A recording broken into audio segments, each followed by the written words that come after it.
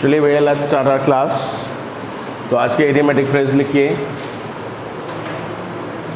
They are trying to keep the wolf away from their door. They are trying to keep the wolf away from their door. SSC में आया हुआ idiomatic phrase. They are trying to keep the wolf away from their door. They are trying to keep the wolf away from the door. इसका मतलब आप भुखमरी से दूर रहते हो, भुखमरी से। They are trying to keep the wolf away from their door. इसका मतलब होता है भुखमरी को दूर करना, avoid starvation. Avoid starvation. They are trying to keep the wolf away from their door. SSC में आया हुआ idiomatic phrases. इसका मतलब आप भुखमरी को दूर करते हो, to avoid starvation. To avoid starvation. To avoid starvation. They are trying to keep the wolf away from the door. इसका मतलब avoid starvation, दूर रहना, दूर रहना। अरे सर avoid करना। आर्ग्यूमेंट्स हो गए मीटिंग में, manager was taking the meeting. Manager साहब मीटिंग ले रहे थे और मैनेजर साहब जब मीटिंग ले रहे तो मीटिंग में आर्ग्यूमेंट्स हो गए और फिर मैनेजर साहब ने क्या किया, आर्ग्यूमेंट्स को स्टीयर क्लियर ऑफ। एसएससी में आया हुआ क्वेश्चन, मैनेजर साहब ने आर्ग्यूमेंट्स को क्या किया, स्टीयर क्लियर ऑफ। क्या किया, स्टीयर क्लियर ऑफ, अवॉइड करना, स्टीयर क्लियर ऑफ, अवॉइड करना, steer clear off. He was trying to steer clear of the arguments. He was trying to steer clear of the arguments. He was trying to steer clear of the arguments. Paper में आया हुआ idiomatic phrase steer clear of, avoid करना। और आपने कहा sir they are trying to keep the wolf away from their door, इसका मतलब avoid starvation। और दूसरा वर्ड है steer clear of, दूर भागना, जिसके लिए दूसरा वर्ड क्या कराया हुआ है, shy away from। मुझसे दूर क्यों भागते हो, why do you shy away from me। क्या बोलेंगे, why do you shy away from me, why do you shy away from your responsibilities, why do you shy away from your work।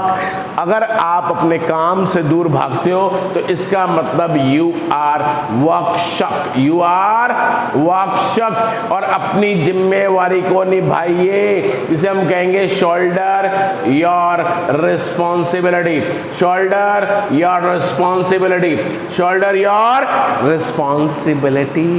अपनी जिम्मेवारी को निभाइए, shoulder your responsibility। Okay, वो don't shy away from me। और उसके लिए दूसरा word है दूर भागने के लिए, फिर पेपर में आया हुआ है fight shy off। दूसरा क्या है, fight shy off, fight shy off, shy away from me, steer clear of, avoid करना। कई बार किन्हीं चीज़ों को आप avoid करते हैं और कई बार किन्हीं चीज़ों को आप गले लगा लेते हैं, embrace। वर्ड क्या है, embrace। कई बार आप क्या कर लेते हैं, उन चीज़ों को इम्ब्रेस कर लेते हैं। ओके, मैंने तो एलोवेरा को अपनी लाइफ में इम्ब्रेस कर लिया है, अपना लिया है। ओके, और कई बार आप बहुत ज़्यादा क्या हो जाते हैं, एम्बैरेस्ड। क्या हो जाते हैं, एम्बैरेस्ड हो जाते हैं। I was so embarrassed. और उसके लिए दूसरा वर्ड क्या बताया था आपको मैंने, ह्यूमिलिएट। वर्ड क्या है, ह्यूमिलिएट। और अगर आप विनम्रता की बात करते हैं तो humility. Ladies and gentleman, I am getting this award with great humility, विनम्रता। और मुझे और ज्यादा शर्मिंदा मत करो, don't humiliate me, don't humiliate me. और मैं बहुत शर्मिंदा था, I was so humiliated, there was foot in my mouth. There was foot in my mouth. There was foot in my mouth. I was so embarrassed. और मैंने तो इन चीज़ों को अपनी ज़िंदगी में अवॉइड नहीं, embrace कर लिया है। और कई बार अवॉइड करते हो और कई बार आप उन चीज़ों में शामिल हो जाते हो और उसके लिए एक वर्ड हो जाता है एम्ब्रॉयल। किसी चीज़ के अंदर शामिल हो जाना। अम्ब्रेला रूट से याद रखिए, अम्ब्रेला रूट से याद रखिए एम्ब्रॉयल। आप उन कामों में लिप्त हो जाते हैं और उसके लिए दूसरा वर्ड हो जाता है इंडल्ज। वर्ड क्या है? Indulge and एम्ब्रॉयल। टीचर कहता है your son is indulging in bad activities, your son is indulging in bad activities. तो one is embroil, one is indulge, और दूर क्यों भागते हो? शाय, away from, he is a work shark। अपनी जिम्मेवारी को निभाइए। shoulder your responsibility। वर्ड क्या है? shoulder your responsibility। अपनी जिम्मेवारी को निभाइए। ओके, तो don't steer clear of। manager was trying to steer clear of, shy away from, fight shy off, and they are trying to keep the wolf away from their door। भूखमरी को दूर करना। कई बार भूखा, ओके, जब आप कहते हैं आई एम स्टार्विंग, आप ये नहीं बोलेंगे आई एम हंग्री।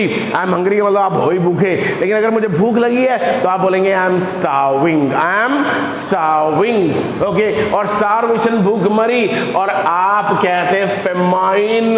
सर जो कुछ नहीं मिला, अकाल पड़ गया, तब उसे हम कहते हैं फेमाइन। क्या बोलते हैं? Famine.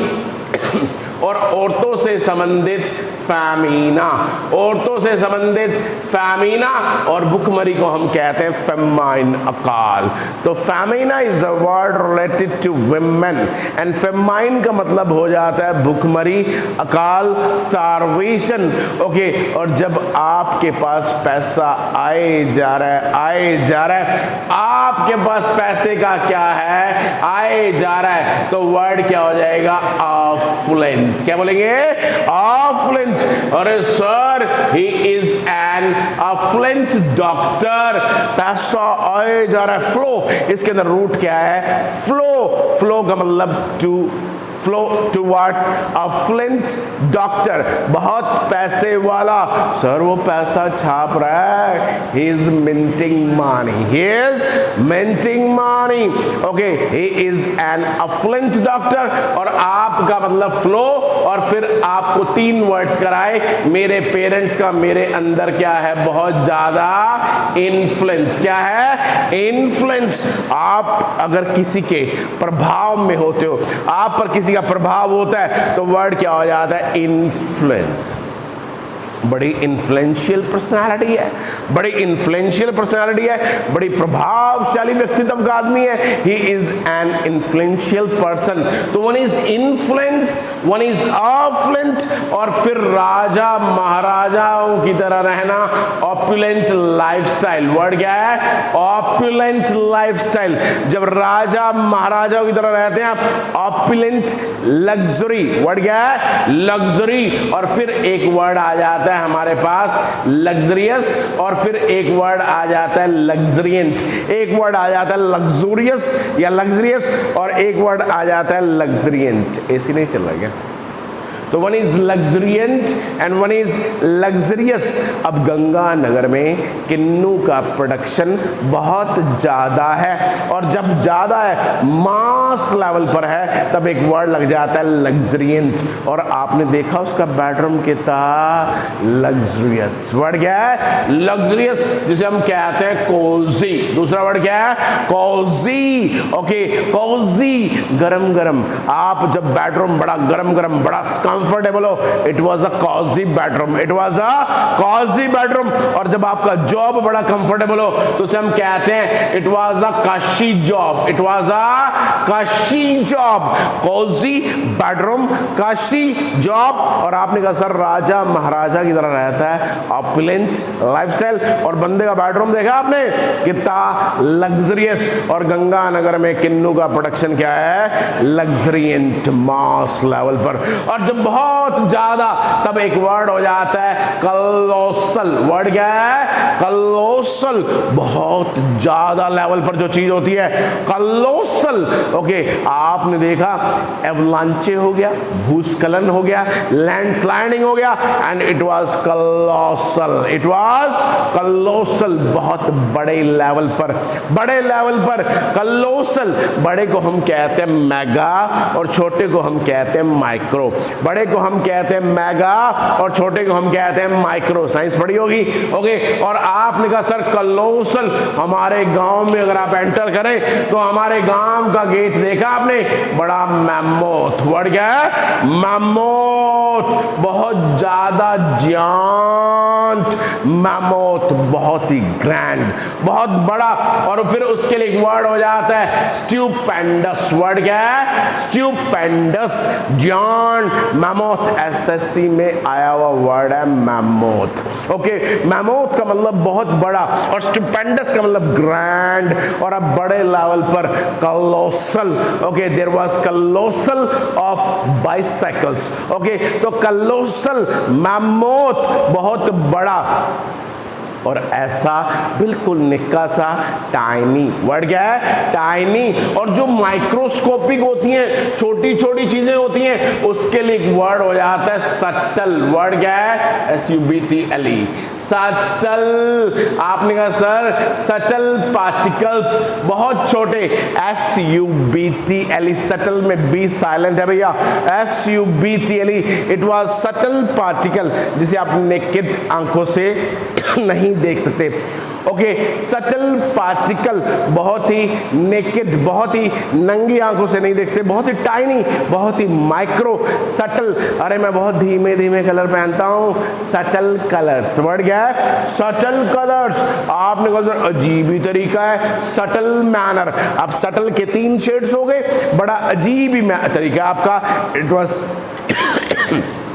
he is doing in subtle manner, subtle particle, और धीमे धीमे दबे हुए कलर, subtle colors, जो चमकते नहीं हैं। ओके, और जो वाइब्रेंट नहीं होते, ज्यादा दिखाई नहीं देते, उसे हम कहते हैं subtle color, subtle particle। और आपने कहा अजीब ही तरीका, subtle manner। वर्ड क्या है? subtle manner। subtle के 3 शेड्स हो गए भैया, subtle manner, subtle particle, और आपने कहा subtle color। और आपने कहा सर हमारे गांव गेट देखो आपने, बड़ा मैमोथ, बहुत ही मैमोथ, बहुत ही स्टुपेंडस, ग्रैंड। गीता माँ जब भी डांस इंडिया डांस में अप्रिशिएट करती हैं तो एक वर्ड बोलती हैं marvellous stupendous. Marvellous stupendous word का इस्तेमाल करती हैं, बहुत ही ग्रैंड। और आपने कहा sir it was scintillating grand finale, it was scintillating grand finale। ladies and gentlemen, today is the scintillating, मतलब grand, चमचमाता हुआ, it was a scintillating finale। scintillating का मतलब grand, बहुत बड़ा। और 3 वर्ड्स आ गए, scintillating भी आ गया, मैमोथ भी आ गया, कलोसल भी आ गया, और उसी वक्त हमने एंटोनाइम कर लिया, छोटा, जिसे नंगी आंखों से देख नहीं सकते, तो वर्ड क्या हो गया? सटल, बहुत छोटा, सटल पार्टिकल, बहुत धीमा कलर, सटल कलर, और अजीबी तरीका, सटल मैनर। वर्ड क्या है?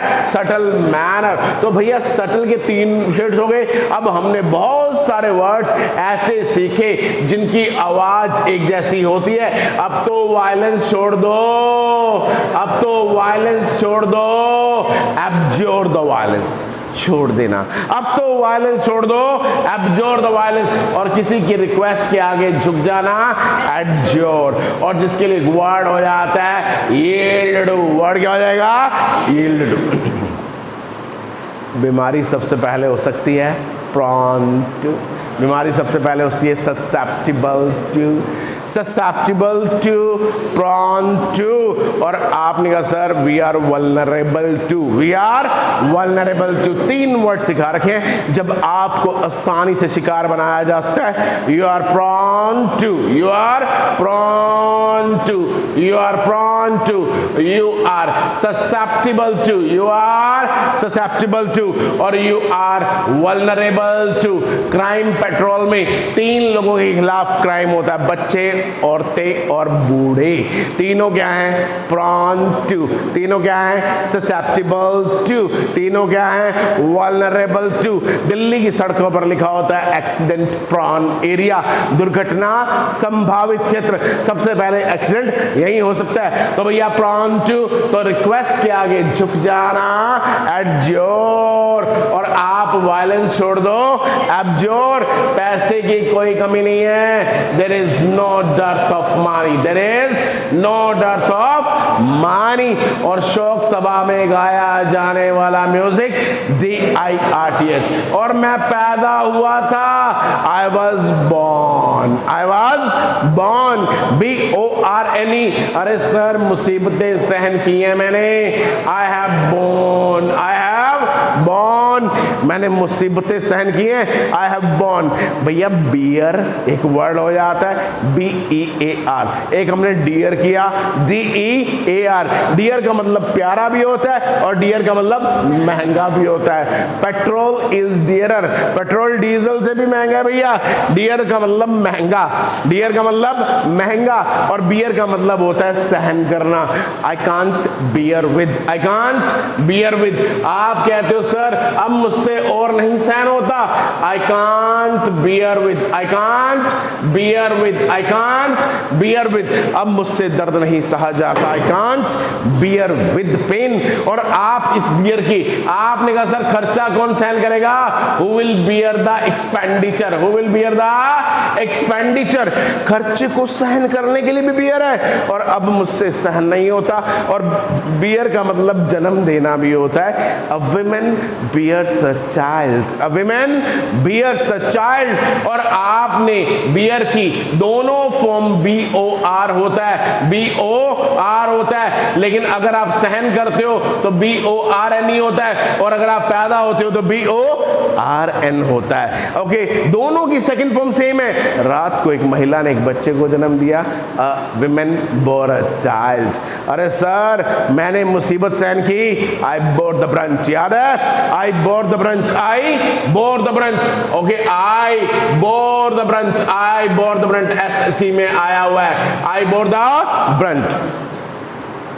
आखिरी 6 बॉलों पे 10 रन चाहिए थे और धोनी साहब ने हरभजन सिंह को भेज दिया बॉल करने के लिए। अब हर कोई सोच रहा था स्पिनर को भेज दिया और इंडिया मैच हार जाएगा। Any how India won the match, Dhoni was called. Dhoni ने कहा मैंने रिस्क लिया, आई बोर द ब्रंच। क्या किया? I bore the brunt, I bore the brunt. Mister Lalu Prasad Yadav, he was railway minister and he brought the railway into profit. वो railway को profit में ले आए, और उन्हें जब बुलाया गया अमेरिका की किसी यूनिवर्सिटी में, आपने रेलवे को प्रॉफिट में कैसे लाए?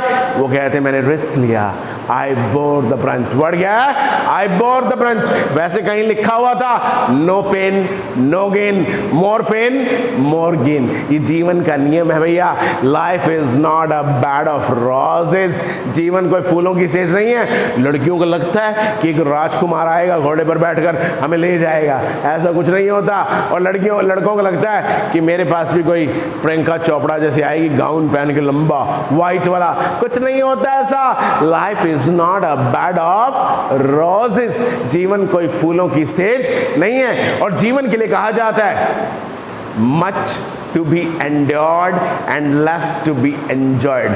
जीवन में सहना ज्यादा पड़ता है, और सहन करने के लिए एक वर्ड हो जाता है एंड्योर। वर्ड क्या है? एंड्योर। सिएट का एक टायर आता है जिसका नाम एंडोरा रखा गया हुआ है, एंडोरा, यानी उसमें सहन करने की शक्ति बहुत है। आप जीवन में मच टू बी एंड्योर्ड, जब मैं दुखी होता हूं तो ये सेंटेंस याद कर लेता हूं, much to be endured and less to be enjoyed. जीवन में हमेशा पेन ज्यादा मिलेगा और आपको सुख कम मिलेगा, ये जीवन का नियम है। Much to be endured and less to be enjoyed. तो आप क्या बोलेंगे? Much to be endured, much to be endured and less to be enjoyed, and less to be enjoyed, less to be enjoyed. अरे भैया endure का मतलब ही सहन करना। अरे मैंने रिस्क लिया भाई, आई bore the brunt। क्या बोलेंगे? I bore the brunt, मुसीबतें सहन की हैं। I have borne, I have borne, B-O-R-N-E, and I was born, B-O-R-N। समझ में आ रही है कोई बात? I was born and I have born, B-O-R-N-E। और गंगानगर में किन्नू का प्रोडक्शन क्या है? लग्जरियंट। और उसका बेडरूम देखा आपने? बड़ा लग्जरियस। अरे भैया विराट कोहली क्या है? Confident, D-E-N-T। और मैं तुम्हें सारी बात बता रहा हूं क्योंकि तुम क्या हो? D-A-N-T। फिर बड़े सारे वर्ड्स किए, एब्डिकेट किया, एब्डक्टेड किया। आपने कहा सर भगवान राम ने सिंहासन को क्या किया? एब्डिकेट किया।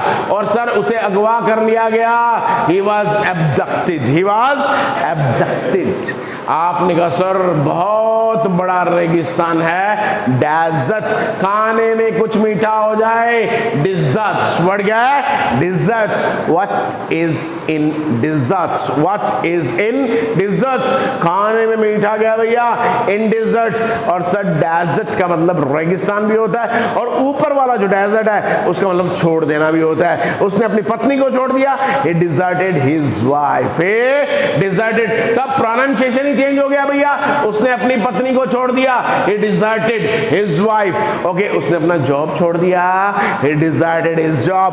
और आपने कहा सर भगवान राम ने सिंहासन को क्या किया? एब्डिकेट किया। और सर उसे अगवा कर लिया गया, he was abducted, he was abducted। तो बहुत सारे वर्ड्स ऐसे हैं जिनकी आवाज एक जैसी है और मीनिंग अलग अलग हो जाता है। कल हमने कॉम्प्लीमेंट भी किया था और कॉम्प्लीमेंट भी किया था। तो I was born, okay, B-O-R-N। और मैंने मुसीबतें सहन की हैं, I have borne। और मैंने कहा सर मैंने रिस्क लिया था, I bore the brunt। Word क्या है? I bore the brunt। Sir आलोचना का सामना कौन करेगा? Who will face the music? Who will face the music? Who will face the music? आलोचना का सामना कौन करेगा भाई? Who will face the music? Who will face the music? SSC में आया हुआ सेंटेंस है, Who will face the music? Risk कौन लेगा? Who will bear the brunt? Who will bear the brunt? अब मुझसे दर्द सहन नहीं होता, I can't bear with, I can't bear with। और मराठास ने हिम्मत दिखाई, they bore up courage, they bore up courage। Exam में आया हुआ है, उन्होंने हिम्मत दिखाई, they bore up courage, they bore up courage। bear के साथ up लग जाता है तो हिम्मत दिखाना, they bore up the courage, they bore up courage। और अब मुझसे दर्द नहीं सहा जाता, I can't bear with pain। और bear की सेकंड फॉर्म bore हो जाती है, और थर्ड फॉर्म B-O-R-N भी होता है, और B-O-R-N-E भी होता है। सारा खेल इंग्लिश में शब्दों का है। मेरे पापा मुझे क्या करते हैं? persecute। क्या करते हैं? persecute। और कोर्ट में क्या होता है? prosecute। वर्ड क्या है? prosecute। आपको क्रिटिसाइज किया जाता है तो वर्ड क्या सिखाया? persecute। ओके, और जो कोर्ट में होता है उसे क्या बोलते हैं? prosecute। अरे सर अगर आपके पास एक वर्ड है जिस पर केस होता है plaintiff, और अगर आप दुखी हैं तो क्या है? plaintiff। अगर आप दुखी हैं तो plaintiff, और जब कोर्ट में जब केस करते हो तो plaintiff। तो लीगल वर्ड्स हैं plaintiff, और अगर आप दुखी होते हो तो plaintiff। I think it's not on, it's not working।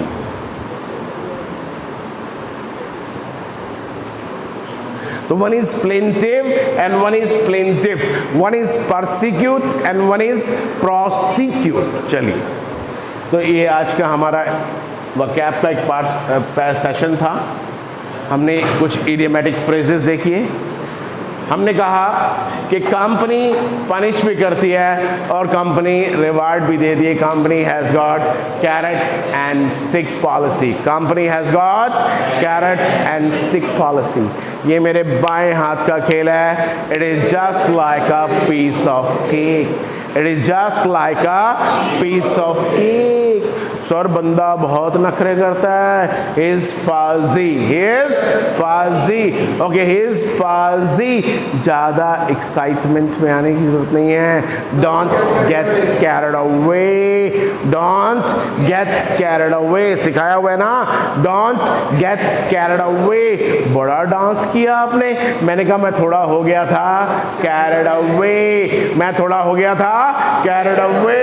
रात को क्या हो गया था, आपको बड़ी एक्साइटमेंट में था, मैंने कहा मैं हो गया था carried away। और इंटरव्यू में जाते हैं तो आपको सिखाया जाता है don't get carried away, चालू रखिए carry on, क्या रखिए carry on। और फिल्म भी आई अभी carry on चट्टा, चालू रखिए ओके carry on। और ज्यादा एक्साइटमेंट में आने की जरूरत नहीं है, don't get carried away। चलिए मैं कुछ ग्रामेटिकल सेंटेंसेस बोलता हूं, फटाफट सही कर दीजिए। I am teaching for 5 years, I have been teaching for 5 years।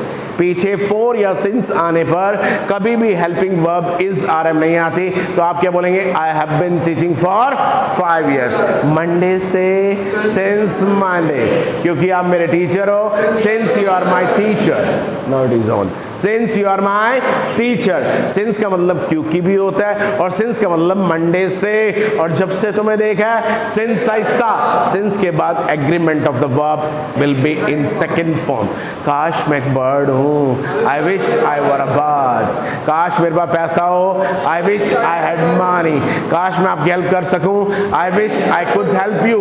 काश मैं आपकी हेल्प कर पाता, I wish I had been able to। करता बताता had तो आएगा ही आएगा, I wish I had, I wish I had। और उसके बाद वर्ब की थर्ड फॉर्म। अगर आप बोलते हैं काश मेरे पास हो, तब I wish I had पर सेंटेंस रुक जाएगा। और अगर आपने कहा मैं कर पाता, तो आई विश आई हैड के बाद वर्ब की थर्ड फॉर्म लगेगी, काश मैं होता, I wish I had been. काश मैं हूं, आई विश आई वर। समझ में आई बात? मुझे आदत नहीं है, I am not used to, मुझे सिगरेट पीने की आदत नहीं है, I am not used to smoking. पहले पीता था, आई यूज्ड टू स्मोक, मुझे बड़ा बेसब्री से इंतजार है, I am looking forward to. Sentence क्या है, I am looking forward to. और सारी दुनिया गलत बोलती है, लेकिन हमें पता है कि I am looking forward to के बाद क्या आता है, ING। क्या आता है, ING। अब रोने का फायदा नहीं, there is no point in crying, it's of no use crying। अब पछताए क्या होए जब चिड़िया चुग गई खेत, there is no point in crying over spilt milk। हम इसे कहते हैं ड्रिल। सब कुछ करने के बाद जब 15 मिनट का रेपिटेशन होता है, इसे ड्रिल कहते हैं। फटाफट हम सेंटेंसेस को रिपीट करते हैं। अरे सर मुझ पे भरोसा मत करो, don't rely on me, don't fall back upon मी। मैं एक बार इंग्लिश बोलने लग जाऊं तो I never fall back upon Hindi, I never fall back upon Hindi. मेरे सपने चकनाचूर हो गए, my dreams went down the wire, my dreams went down the wire। मेरी मेहनत पर पानी फिर गया, my effort went in vain। कौन सी वेन, VAIN। और हाथों में क्या होती है, VEIN। Okay, my effort went in vain। आज बड़े एक्साइटेड लग रहे हो, you seem to be leave wire। शायद आपको देखा था, I might have seen you। शायद आपको देखा था, I might have seen you। शायद आप ऊपर थे, you might have been upstairs। शायद आप नीचे थे, you might have been downstairs। फिर आपने कहा कहीं बारिश हो गई तो, इन केस इट रेन्स। अगर आप पूछोगे, if you ask, okay if you ask, मेरा इंग्लिश से बहुत लगाव है, I am obsessed with, word क्या है, आई एम ऑब्सेस्ड विद। और बुरी चीजों से लगाव है तो मॉर्बिड ऑब्सेशन, वर्ड क्या है, मॉर्बिड ऑब्सेशन। एक्साइटेड हो रहे हो, आर यू बीइंग एक्साइटेड? एक टीचर होने के नाते, बीइंग अ टीचर, दिल्ली में रहते हुए, being in Delhi, being in Delhi. Okay, और फिर हमने देखा कि मुझ पे भी ब्लेम है, तुम पे भी ब्लेम है, और उन पे भी ब्लेम है। I, you and they are to blame. अगर आपका सेंटेंस नॉर्मल है, बिना ब्लेम और पनिशमेंट के है, तो पहले 2 नंबर, फिर 3 नंबर, और फिर 1 नंबर। You, they and I, you, they and I are going to Delhi. फिर हमने देखा मैनी अ के बाद वर्ब का एग्रीमेंट सिंगुलर, अवॉइड के बाद आईएनजी, स्टार्ट के बाद आईएनजी, हैविंग के बाद थर्ड फॉर्म, सर नहाने के बाद हैविंग हैड बाथ, मिलने के बाद having met you, having met you, दरवाजा तोड़ने के बाद having broken the door, having broken the door. Okay, graduation पूरी करने के बाद having completed graduation, having completed graduation. अभी तो बहुत राज बाकी है। A lot of things are in store, a lot of things are in store। पता नहीं उसका दिमाग कब बदल जाए। He is fickle minded, he is fickle minded। कुछ याद है? He is fickle minded, रंग बदलता है। He is an imposter, बेईमान। He is an imposter। Okay, और फिर हमने बहुत सारे वर्ड्स किए, बहुत सारे ग्रामेटिकल एरर्स किए, और फिर हम एडजेक्टिव पर पहुंचे। मैंने कहा situation is much better than, situation is much better than, my luggage is very higher than, much higher than, I am older than, I am far older than। Okay, आपने कहा सर आपकी बात जरूरत से ज्यादा अच्छी है, it's too good to believe, it's too good to believe। फिर कल हमने ये देखा कि TWO दो काम करता है, also के केस में भी आता है और जरूरत से ज्यादा के केस में भी आता है। आपने कहा सर वो बहुत खूबसूरत है, she is too beautiful। अगर यहाँ पर टू लगाते हैं तो यहाँ फुल स्टॉप नहीं लगेगा बस, और वहां पर आप क्या लगाएंगे? फुल स्टॉप लगाएंगे तो यहां वेरी लगेगा। अगर आप कहते हैं sir it is too good, it is too good, यहां पे फुल स्टॉप नहीं आएगा, आगे इन्फिनिटिव आएगा। आपने कहा सर मेरे पास कार भी है, आई हैव कार टू। आपने कहा वो खूबसूरत भी है, शी इज ब्यूटीफुल टू। आप एडजेक्टिव्स के बाद में लगाते हैं तो इसका मतलब ऑल्सो होता है, और एडजेक्टिव से पहले लगाते हैं तो जरूरत से ज्यादा के केस में आता है। आपने कहा सर आपकी बात इतनी अच्छी है कि इस पर भरोसा नहीं होता, it's too good to believe, it's too good to believe. आपने यहीं पर अगर फुल स्टॉप लगा दिया तो ये सेंटेंस गलत माना जाएगा। It is too good. अगर आप किसी भी एडजेक्टिव के आगे TWO लगाते हैं तो आपको आगे क्या लगाना पड़ेगा? इन्फिनिटिव लगाना पड़ेगा। वो लड़की इतनी छोटी है कि उसकी शादी नहीं की जा सकती, she is too young to get married, she is too young to get married। उस लड़की की शादी नहीं की जा सकती। यानी आपके एडजेक्टिव के आगे TWO आ गया तो अगले पार्ट में इन्फिनिटिव टू जरूर लगेगा, फुल स्टॉप नहीं आएगा। she is too young, ये सेंटेंस ग्रामेटिकली गलत है। आप इस बात को देखना कि एडजेक्टिव से पहले TWO लगा हुआ है तो आगे इन्फिनिटिव जरूर आएगा, आगे इन्फिनिटिव जरूर आएगा, बिना इन्फिनिटिव के सेंटेंस नहीं आएगा। और आप एक बात याद रखिए, इस सेंटेंस की टोन नेगेटिव है। आपने पेपर में एक क्वेश्चन देखा, Salman Khan is too strong to carry it, Salman Khan is too strong to carry it. Is it right और रॉन्ग? इट्स रॉन्ग और right? Why? Salman Khan is too strong to carry it. Salman Khan is too strong to carry it। गलत है या सही है?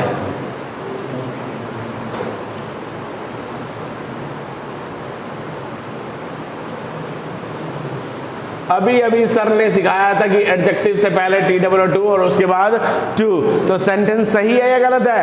गलत है। इसको बोलने दो। क्यों गलत है? क्यों गलत है? मैंने तो अभी बोला कि एडजेक्टिव से पहले TWO आएगा और उसके बाद TO2 आएगा, तो सेंटेंस क्या लगना चाहिए? गलत क्यों है? इस सेंटेंस को तोड़ के देखो।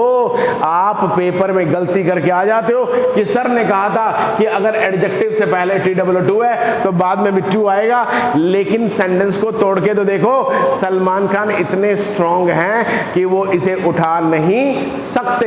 इसका मतलब तो ये हो गया, कई बार आपका एडजेक्टिव ही गलत हो सकता है। Salman Khan is too weak to carry it.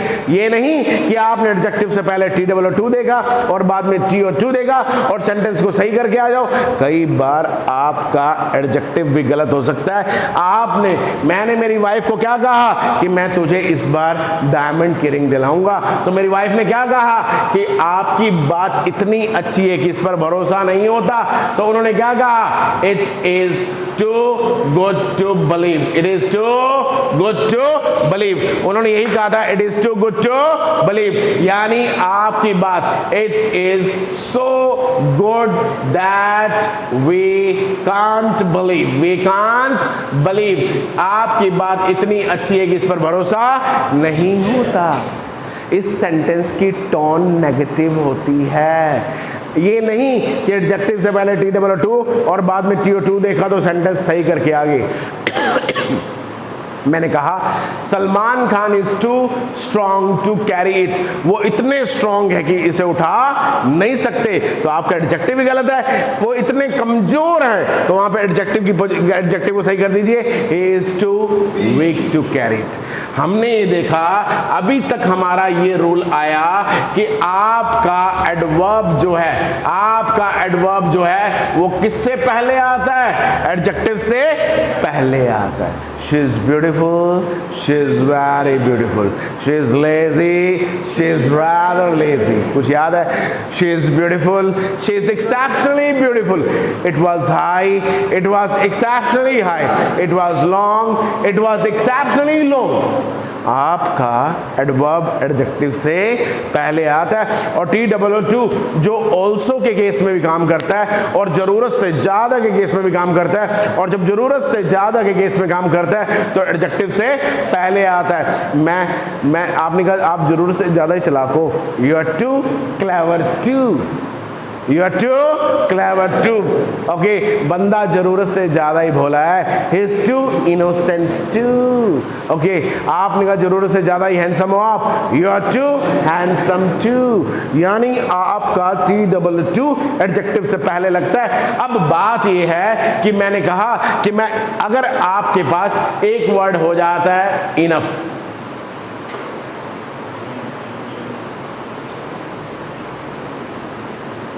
Enough word का मतलब क्या होता है? काफी, सेटिस्फैक्ट्री, जितना हमें चाहिए। अरे काफी सही में, इनफ टाइम, काफी खाना है, इनफ फूड, काफी पैसा है, इनफ मनी।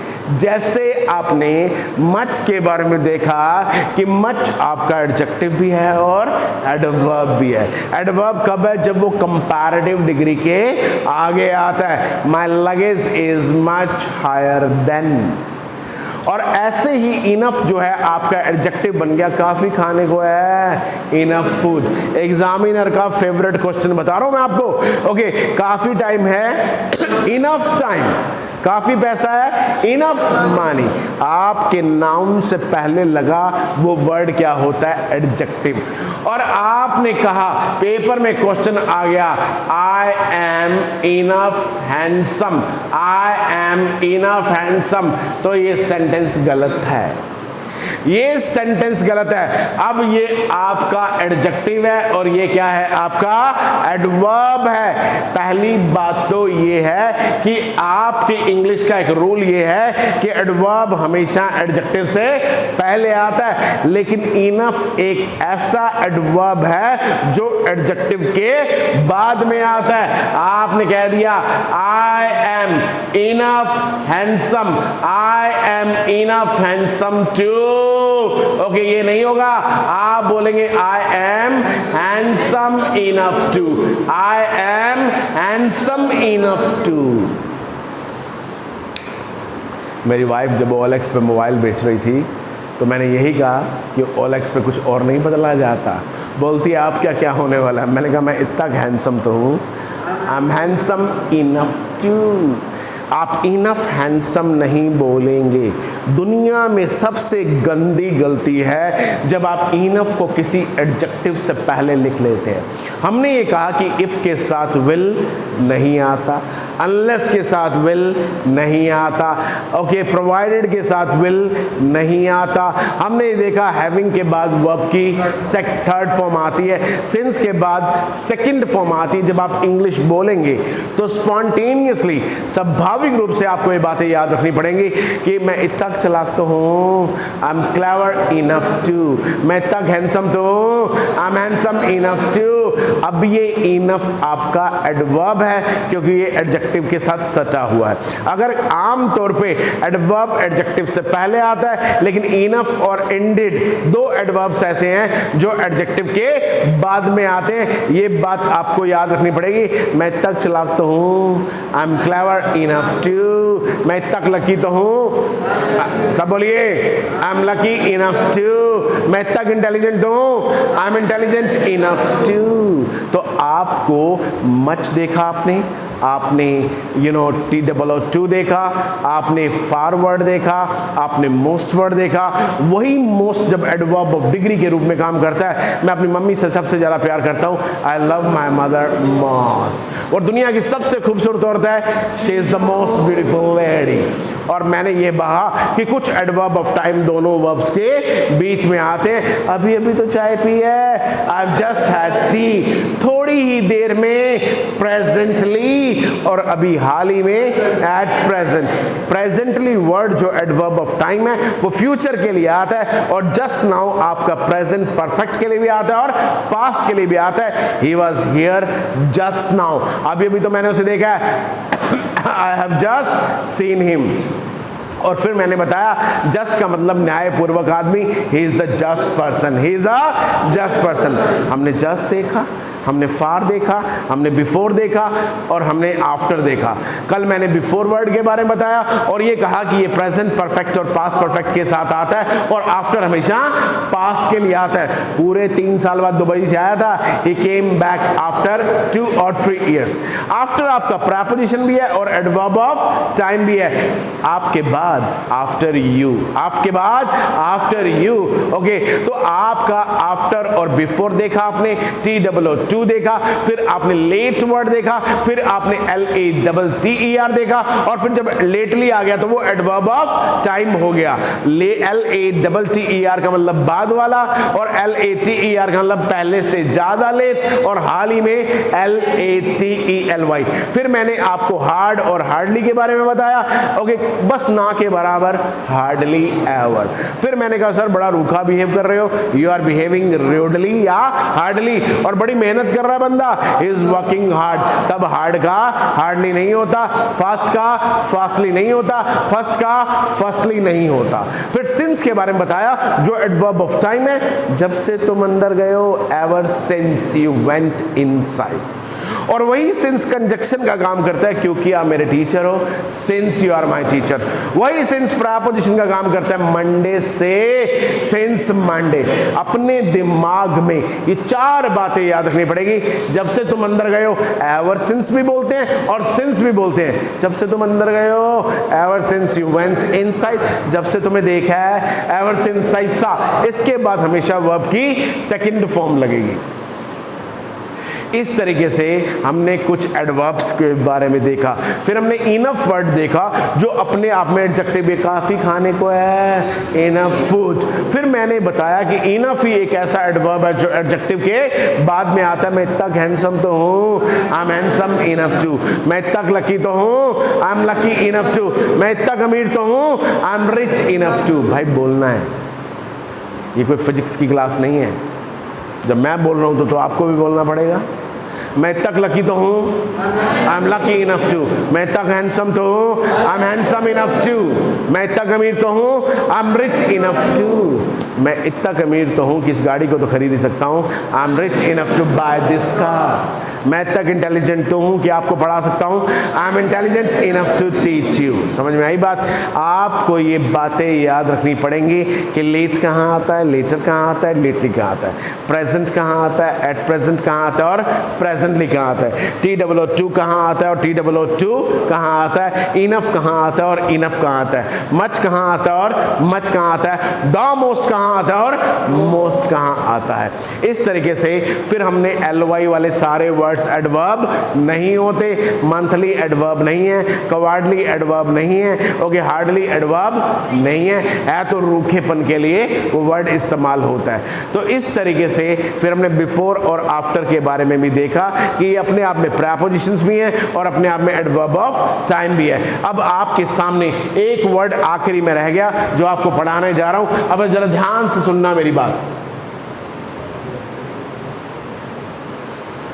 हमारे पास पेपर वाले का, अगर मैं पेपर बनाऊंगा तो इस क्वेश्चन को जरूर डालूंगा। हमारे पास एक वर्ड होता है हाउ एवर। इस हाउ एवर का मतलब क्या होता है? इस हाउ एवर का मतलब 2 या 3 शेड्स होते हैं। इसका मतलब फिर भी यानी बट, फिर भी बट। मेरी उंगली दरवाजे में फंस गई, my finger got stuck in door, फिर भी मैं रोया नहीं। However I didn't cry. सब बोलिए, हाउएवर आई डिडंट क्राई। मेरे पास सारे डॉक्यूमेंट्स थे फिर भी मुझे जॉब नहीं मिला।